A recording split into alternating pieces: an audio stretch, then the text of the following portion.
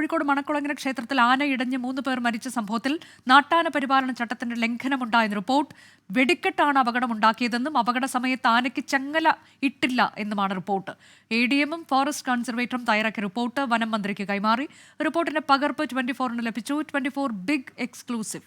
ദീപക് ധർമ്മടം വിശദാംശങ്ങളുമായി. ദീപക്, കൃത്യമായ ചട്ടലംഘനം ഉണ്ടായിട്ടുണ്ട് എന്നതിന്റെ വിശദാംശങ്ങളാണോ ഈ റിപ്പോർട്ടിലുള്ളത്? അനുജ, ഇതിൽ ആർ കീർത്തി, അതായത് സോഷ്യൽ ഫോറസ്ട്രി കൺസർവേറ്റർ ആണ്. മാത്രവുമല്ല, ഇപ്പോൾ വനം ഇന്റലിജൻസിന്റെ കൺസർവേറ്ററുടെ ചുമതലയും ആർ കീർത്തിക്കാണ്. ആർ കീർത്തി വനം വകുപ്പ് മേധാവിക്ക്, വനം വകുപ്പ് മന്ത്രിക്ക് നൽകിയ റിപ്പോർട്ടിന്റെ പകർപ്പാണ് ഇപ്പോൾ 24 പ്രേക്ഷകർ കാണുന്നത്. ആ റിപ്പോർട്ടിൽ വളരെ കൃത്യമായി ചട്ടലംഘനം നടന്നു. അതായത് കൊയിലാണ്ടിയിലെ ക്ഷേത്രത്തിലെ ഉത്സവവുമായി ബന്ധപ്പെട്ട് ആറാട്ടിനിടയിൽ ആന വിരണ്ടു, ആന ഇടഞ്ഞു. അതിനെ തുടർന്ന് 3 പേർ മരിച്ചു. ആ 3 പേരുടെ മരണത്തിനിടയാക്കിയ സംഭവത്തിൽ നിയമലംഘനം നടന്നു എന്നുള്ളതാണ് പ്രാഥമികമായ തന്നെ അന്വേഷണ റിപ്പോർട്ടിൽ പറയുന്നത്. മറ്റൊരു പ്രധാനപ്പെട്ട കാര്യം, ഈ ആറാട്ടിന് 4 ആനയെ എഴുന്നള്ളിക്കാനുള്ള അനുമതി നൽകിയിരുന്നു. ആ അനുമതി ഇതോടെ റദ്ദ് ചെയ്യുന്നു. ഏറ്റവും പ്രധാനപ്പെട്ട കാര്യം, ഇതിൽ പടക്കം, അവിടെ തുടർച്ചയായി വെടിക്കെട്ട് നടന്നിരുന്നു. ആ വെടിക്കെട്ടിന്റെ ആഘാതം കാരണമാണ് പ്രകോപിതമായത്. അതിൽ ഈ ഗുരുവായൂർ ദേവസ്വത്തിന്റെ 2 ആനകളിൽ ഈ ഗോകുലും അതുപോലെ തന്നെ 2 ആനകൾ ഈ വിരണ്ടോടുന്നു. അതിനുശേഷം അത് അക്രമാസക്തമാകുന്നു. ഇതാണ് ഈ 3 പേരുടെ മരണത്തിനിടയാക്കിയത്. ആ മരണത്തിനിടയാക്കിയ കാരണം വളരെ സ്പഷ്ടമായി ആർ കീർത്തിയുടെ റിപ്പോർട്ടിൽ പറയുന്നത് ചട്ടലംഘനം നടന്നു, ആനയ്ക്ക് ചങ്ങലയുണ്ടായിരുന്നില്ല. മറ്റൊരു പ്രധാനപ്പെട്ട കാര്യം, ഈ പടക്കം തുടർച്ചയായി വെടിക്കെട്ട് നടക്കുന്നു. ഈ വെടിക്കെട്ട് അകലമില്ലായിരുന്നു, അശ്രദ്ധമായാണ് വെടിക്കെട്ട് നടത്തിയത് എന്നും റിപ്പോർട്ടിൽ പറയുകയാണ്. അതായത് കൃത്യമായി കുറ്റകൃത്യം അവിടെ ക്ഷേത്രത്തിൽ നടന്നു എന്നുള്ളതാണ് ഈ വനം വകുപ്പിന്റെ റിപ്പോർട്ടിന്റെ പകർപ്പാണ് ഇപ്പോൾ 24 പ്രേക്ഷകർ കാണുന്നത്.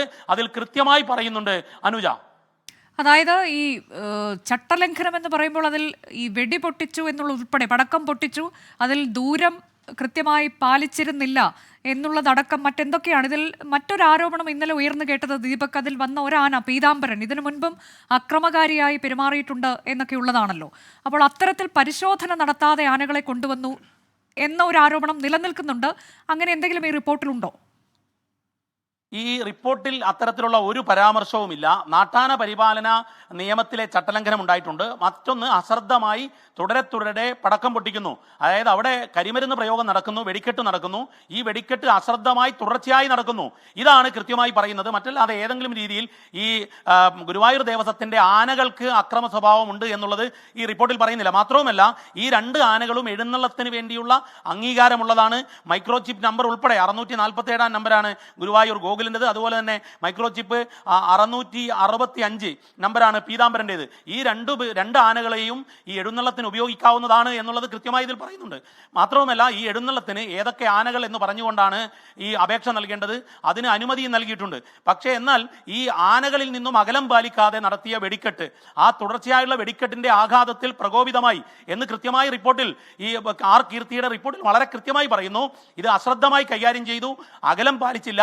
അത്തരം തുടർച്ചയായ വെടിക്കെട്ട് കൊണ്ട് പ്രകോപിതമായി, ആ ആഘാതത്തിൽ പ്രകോപിതമായാണ് പീതാംബരൻ തൊട്ടു മുമ്പിലേക്ക് നടക്കുന്നു, കുത്തുന്നു. അത് കഴിഞ്ഞ് അവിടെ വലിയ രീതിയിലുള്ള കോലാഹലം ഉണ്ടാകുന്നു. അതിൽ ഈ രീതിയിൽ 3 പേർ മരണപ്പെടുകയും ഏതാണ്ട് 30ഓളം പേർ ചികിത്സയിൽ കഴിയുന്ന സാഹചര്യവും ഉണ്ടായത് എന്നാണ് കൃത്യമായി റിപ്പോർട്ടിൽ പറയുന്നത്. അനുജ, ഇതിലിപ്പോൾ ക്ഷേത്രം ഭാരവാഹികൾ ദീപക് പറയുന്നത് ഈ വെടിക്കെട്ട് പൊട്ടിച്ചത് അത് ജനങ്ങളാണ്, ക്ഷേത്രത്തിന് അതുമായി ബന്ധമില്ല, കതിന പൊട്ടിക്കുകയാണ് ക്ഷേത്രം ചെയ്തിട്ടുള്ളത് എന്നുള്ളതാണല്ലോ. അപ്പോൾ ആ തരത്തിലേക്കുള്ള തുടർ പരിശോധനകൾ ഉണ്ടാകുമോ? എന്താണ് അവിടെ സംഭവിച്ചത് എന്നുള്ളതിൽ ദീപക്? അനുജ, നമുക്ക് മനസ്സിലാവുന്നത് ഈ കാര്യത്തിൽ പോലീസ് ഇതുവരെയും ഏതെങ്കിലും രീതിയിലുള്ള ക്രിമിനൽ കുറ്റം ചുമത്തിയുള്ള നടപടികളിലേക്ക് കടന്നിട്ടില്ല. പക്ഷേ ഈ റിപ്പോർട്ടിന്റെ അടിസ്ഥാനത്തിൽ സ്വാഭാവികമായും ഇതിലൊരു ക്രിമിനൽ ഒഫൻസ് ഉണ്ട്. കാരണം ചട്ടങ്ങൾ പാലിക്കാതെ ഈ തരത്തിലുള്ള ആനയുടെ എഴുന്നള്ളത്ത് നടക്കുന്നു. ആനയുടെ എഴുന്നള്ളത്തിൽ അകലം പാലിക്കാതെ വളരെ കൃത്യമായി, കാരണം പടക്കം സ്വാഭാവികമായി പൊട്ടുന്നതല്ല, നേരത്തെ വാങ്ങിച്ച് അവിടെ കെട്ടിയിടണം, എന്നിട്ട് പൊട്ടിക്കണം. അതായത് കൃത്യമായി ഇതിൽ ഒരു ഇന്റൻഷനൽ ആയിട്ടുള്ള നടക്കുന്നതാണ് ഈ പടക്കം പൊട്ടിക്കുക എന്നുള്ളത്. ആ പടക്കം പൊട്ടിക്കലിന് അകലം പാലിക്കാത്തതാണ് ആ തുടരെയുള്ള പടക്കം പൊട്ടിക്കൽ.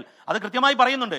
ഈ തുടർച്ചയായുള്ള ഈ പടക്കം പൊട്ടിക്കലാണ് ഈ പ്രകോപിതമാകുന്നത്, അതിന്റെ ആഘാതത്തിലാണ് പ്രകോപിതമാകുന്നത് എന്നുള്ളതാണ്. മറ്റല്ലാതെ നാട്ടുകാർ പൊട്ടിച്ചതാണ് എന്ന് പറഞ്ഞാൽ ആ അമ്പലത്തിന്റെ കമ്മിറ്റിക്കും അമ്പലത്തിനും തന്നെയാണ് അവിടെ നടക്കുന്ന എല്ലാ കാര്യങ്ങളിലെയും ഉത്തരവാദിത്തം. മാത്രവുമല്ല, ഈ ആനയെ ഈ ഘോഷയാത്ര നടത്താൻ വേണ്ടി, എഴുന്നള്ളത്ത് നടത്താൻ വേണ്ടി വനം വകുപ്പിന് ലൈസൻസിന് വേണ്ടി, അതായത് അനുമതിക്ക് വേണ്ടി അർജി നൽകിയിരിക്കുന്നത് ക്ഷേത്ര കമ്മിറ്റിയാണ്. സ്വാഭാവികമായും അതിന്റെ ഉത്തരവാദിത്വം ക്ഷേത്ര കമ്മിറ്റിക്ക് തന്നെയാണ് എന്നുള്ളതാണ് നിയമപരമായി ഈ രേഖകൾ വായിക്കുമ്പോൾ മനസ്സിലാവുന്നത്. അനുജ, ശരി. മണക്കുളങ്ങര ക്ഷേത്രത്തിൽ ആന ഇടഞ്ഞ് 3 പേർ മരിച്ച സംഭവത്തിലാണ് നാട്ടാന പരിപാലന ചട്ടത്തിന്റെ ലംഘനമുണ്ടായെന്ന് റിപ്പോർട്ട്. വെടിക്കെട്ട് അപകടമുണ്ടാക്കി, അപകട സമയത്ത് ആനയ്ക്ക് ചെങ്ങലയിട്ടിട്ടില്ല എന്നാണ് റിപ്പോർട്ടിലുള്ളത്. ADM-ഉം ഫോറസ്റ്റ് കൺസർവേറ്ററും തയ്യാറാക്കിയ റിപ്പോർട്ടാണ് വനം മന്ത്രിക്ക് കൈമാറിയിട്ടുള്ളത്. ആ റിപ്പോർട്ടിന്റെ വിശദാംശങ്ങളാണ് ദീപക് ധർമ്മടം നൽകിയത്.